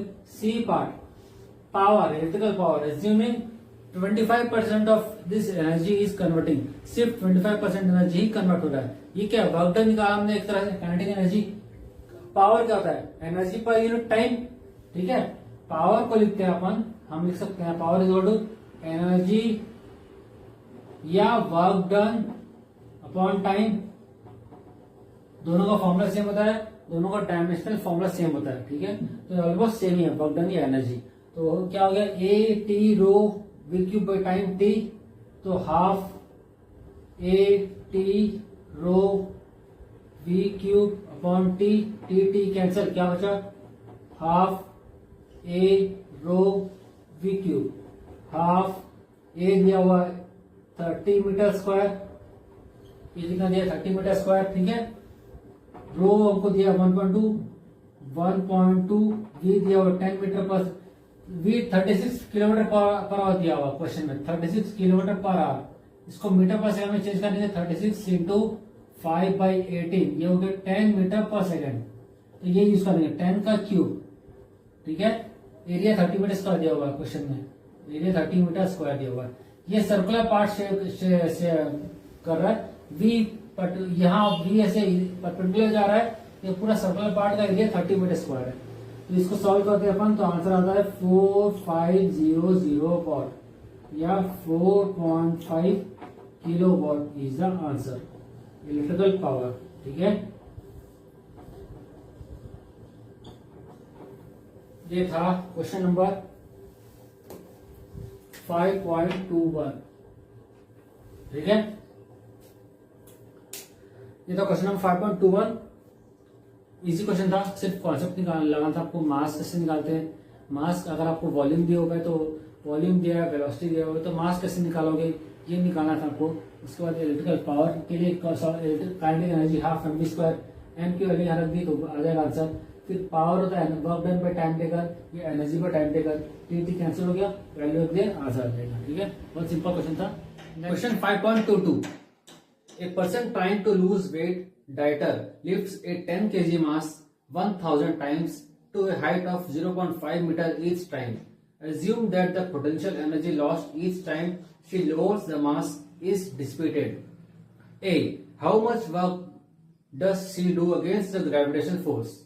B. Fat supplies 3.8 into 10 raised to 7 joule of energy per kilogram, which is converted to mechanical energy with a 20% efficiency rate. How much fat will the dieter use up? ये एक थोड़ा easy question है, complicate करने के लिए दिया, words पर ध्यान मत दीजिए। हम देखते हैं सबसे पहले क्या है, एक डाइटर है, उसको वेट लूज करना है, ठीक है। तो उसने एक प्रोसेस फॉलो किया। क्या किया उसने, 10 केजी मास दे 10 केजी, हाइट दी 0.5 मीटर, 0.5 मीटर तक उसने हाइट को लिफ्ट किया। लेडी है तो उसने हाइट लिफ्ट किया। तो उसे बताना है सबसे पहले टोटल वर्क डन क्या हो जाएगा, यहाँ पे उसने कितना काम किया, वर्क डन हो जाएगा mgh, और उसने कितने बार उठाया इसे, 1000 टाइम्स। कितने बार किया, n is equal to 1000 times. तो उसमें कुछ नहीं, n मल्टीप्लाई कर देंगे तो ये हो जाएगा 1000 इंटू मास है 10 केजी, जी है 9.81, हाइट है 0.5, इसको हम करेंगे 1000 इंटू 49, ये पूरा 49 हो जाएगा और टोटल हो जाएगा 49,000 वर्क डन जूल। और ये टोटल कितना इसने वर्क उठाया, इसने एनर्जी लगाई, कौन सी एनर्जी, नेट मैकेनिकल एनर्जी लगाई इसने। कौन सी लगाई, टोटल मैकेनिकल एनर्जी। ये हो जाएगा आपका टोटल मैकेनिकल एनर्जी। ये कुछ नहीं बल्कि टोटल मैकेनिकल एनर्जी है, ये वैल्यू जो है। इसको हम आगे यूज करेंगे, इसलिए हम नोट में रखिए। अब हमको सॉल्व करना है पार्ट ए। पार्ट ए क्या कहता है, what is the how much work does she do against the gravitational force. यही है हमारा ग्रेविटेशनल फोर्स का टोटल, ठीक है। ये इतना एनर्जी इसने ग्रेविटेशनल फोर्स से किया, टोटल मैकेनिकल एनर्जी में यही है। और उसके बाद फैट सप्लाई 3.8, फैट की सप्लाई कितनी है, फैट ने कितना सप्लाई किया, 20%, 3.8 इंटू 10 का पावर 7, इसमें 20% ही यूज हुआ, ठीक है। ये तो हो जाएगा 0.76 इंटू 10⁻7 जूल, ठीक है। ये फैट सप्लाई है। अब 0.76 इंटू 10⁻7 जूल पर केजी, इसमें लिखा है जूल पर केजी। पर केजी के फैट से इतना एनर्जी जनरेट हुआ पर केजी से, 49,000 जूल केजी, जो जूल से कितना जनरेट हुआ, इसको डिवाइड करेंगे हम लोग, ठीक है। 49,000 जूल हमको इसको यूज करना है, तो कैसे करेंगे, 49 हाउ मच, अच्छा लास्ट में लाइन है how much fat does the dieter use up, तो कितना यूज किया, 49,000 डिवाइडेड बाई 0.76 इंटू 10⁻7। इसका आंसर आता हमने सॉल्व किया हुआ है 6447.1 इंटू 10⁻, ये ऊपर जाएगा -7, ठीक है। या फिर 6.447 इंटू 10⁻, माइनस ये हो गया -3, ठीक है, जूल। इतना एनर्जी जेटर ने यूज किया। ये हमारा टोटल आंसर हो गया, ठीक है। ये था पर केजी के लिए हमने निकाला, और इतने एनर्जी के लिए हमको निकालना था 49,000, जो टोटल मैकेनिकल एनर्जी है ना, टोटल मैकेनिकल एनर्जी के लिए हमको निकालना था कि कितना फैट यूज अप हुआ। तो ये है हमारा फाइनल आंसर। तो ये हो गया 5.22। Next question 5.23, a family uses 8 kilowatt of power. A, direct solar energy is incident on the horizontal surface at an average rate of 200 watt per square meter. If 20% of this energy can be converted to useful electrical energy, how large an area is needed to supply 8 kilowatt? B, compare this area to that of the roof of a typical house. बिल्कुल practical question है। अब हर question में, हर NCERT exercise में last आते आते practical होते जाते हैं। इसमें भी वही प्रैक्टिकल क्वेश्चन अप्लाई किया है। क्या कह रहा है, आपके पास टोटल सोलार एनर्जी जो है, सोलार एनर्जी, सोलार को इलेक्ट्रिकल एनर्जी में कन्वर्ट किया गया है, और वो एनर्जी कितनी है, सोलार एनर्जी को इलेक्ट्रिकल एनर्जी में कन्वर्ट किया गया है, वो एनर्जी इंसिडेंट है 200 वॉट पर मीटर स्क्वायर। कितना है, 200 वॉट पर metre square. But useful electrical energy कितनी है इसमें, यूजफुल इलेक्ट्रिकल एनर्जी हमको सिर्फ इससे ही मतलब है, सिर्फ 20% ऑफ दिस 200 वॉट पर मीटर स्क्वायर, मतलब यूजफुल जो है 40 वॉट पर मीटर स्क्वायर ही यूजफुल है। हमको बस इस 40 वॉट से ही मतलब है, बाकी 160 वॉट पर मीटर स्क्वायर जो है वो हमको यूज नहीं हो रहा है, इसलिए हम उसको कैलकुलेशन में भी यूज नहीं करेंगे, ठीक है। हमें बस इससे मतलब है। अब देखिए, एक फैमिली टोटल 8 किलोवाट पावर का यूज कर रही है, ठीक है, नेट 8 किलोवाट का पावर यूज कर रही है। और तो हमें बताना है ये आ गया आपका 40 वॉट, 1 मीटर स्क्वायर के लिए 40 वॉट, 1 मीटर स्क्वायर एरिया के लिए 40 वॉट एनर्जी लग रही है। 8 किलोवाट यानी 8000 वॉट के लिए एरिया कितना होगा ये हमको बताना है। इसको मत देखो, ये देखते हैं, इसको सॉल्व करना है। 1 मीटर स्क्वायर के लिए 40 वॉट लग रहा है एनर्जी, ठीक है। 8000 वॉट के लिए कितना एरिया लगेगा ये हमको फाइंड करना है। बहुत सिंपल सा, कुछ है नहीं इसमें करने को। इसको से डिवाइड कर ले तो आंसर आ जाएगा अपना, ठीक है। तो 8000 वॉट के लिए जो एनर्जी हमको लगेगा, जो एरिया हमको लगेगा उसको डिवाइड कर लिया आपने, 0 0 बचा 200, ठीक है। तो आ गया आपका 200 मीटर स्क्वायर एरिया। इतना एरिया हमको लगने वाला है 8000 वॉट के लिए, 8 किलो वॉट के लिए, ठीक है। तो सिंपल सा क्वेश्चन था, ज़्यादा कुछ था नहीं इसमें करने के लिए। इतना हमको हमने सॉल्व कर लिया। तो हमको बस ये बताना है कि ये टिपिकल ये एरिया प्रैक्टिकली कहाँ एप्लीकेबल है। दो ऑप्शन हो सकते हैं। पहला ऑप्शन देख लीजिए, पहला ऑप्शन ये मान सकते हैं 20x10 का एक कमरा है, ठीक है। 20x10 का एक रूम है, 20 लेंथ है, 10 विड्थ है, ये एक रूम हो सकता है। इस रूम में आप सोलर पैनल लगा सकते हो। दूसरा ऑप्शन क्या हो सकता है, एरिया है तो 14 × 14 कर सकते हो, ठीक है। ये आता है 200, ये पूरा बराबर कवर करेगा, ये करेगा 196 मीटर स्क्वायर, इतना कवर करेगा, 4 मीटर स्क्वायर बच जाएगा, दैट्स ओके। तो ये दो पॉसिबिलिटीज है प्रैक्टिकल एप्लीकेशंस। इससे छोटा आप रूम कर नहीं सकते, ये मिनिमम प्रैक्टिकल एप्लीकेशन है, इससे छोटा आप रूम कर नहीं सकते रहने के लिए, ठीक है। तो ये दो पॉसिबिलिटी है। बी पार्ट का आंसर है ये बी पार्ट है, टिपिकल हाउस कहाँ कहाँ पॉसिबिलिटी हो सकती है, ठीक है। तो ये हो गया हमारा क्वेश्चन नंबर 5.23। यहाँ से हमारा चैप्टर वर्क एनर्जी पावर के एनसीईआरटी सॉल्यूशंस खत्म होते हैं। कुछ भी आपको कहीं डाउट रहा हो, कुछ कहना चाहते हो तो प्लीज कमेंट करके बताइए, है ना। नेक्स्ट वीडियो में हम next chapter system of particles और रोटेशन मोशन स्टार्ट करने वाले हैं, ठीक है। आज मिलते हैं अगले वीडियो में। Till then take care, good bye.